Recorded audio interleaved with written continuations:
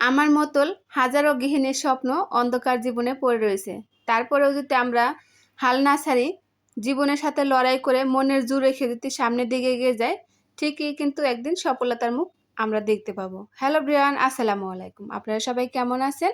আশা করি অনেক ভালো আছেন। আলহামদুলিল্লাহ, আমি আমার পরিবার পরিজনকে নিয়ে অনেক ভালো আছি। তো এই তো আমার খুব কষ্ট করা জমানো কিছু টাকা এখানে ছিল। আজকে হাসব্যান্ডের একটু ঝামেলা, মানে একটু সমস্যা।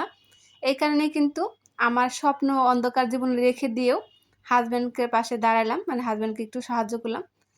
তাই এখানে কত টাকা হয়েছে অবশ্যই কিন্তু আপনারা কমেন্ট বক্সে যদি কমেন্ট করেন তাই কিন্তু বলবো, তাছাড়া বলবো না।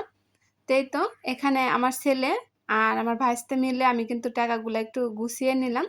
এখানে কিন্তু আসলে যখন গুনছিলাম তখন মনের ভিতরে অনেক স্বপ্ন, অনেক ইচ্ছা, অনেক আশা ছিল যে যখন আমি টাকাটা জমাইতাম তখন মানে অনেক কিছু একটা স্বপ্ন দেখতাম যে আমার এই টাকাটা ব্যাংকটা ভরলে আমি এই টাকাটা দিয়ে একটা জিনিস করব।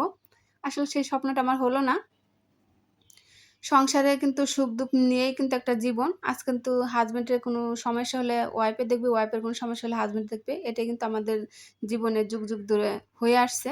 তাই কিন্তু আমি দেখেন টাকাগুলা গুছাইলাম। তাই ভিডিওটা কেমন লাগলো অবশ্যই কমেন্ট বক্সে কমেন্ট করে বলবেন।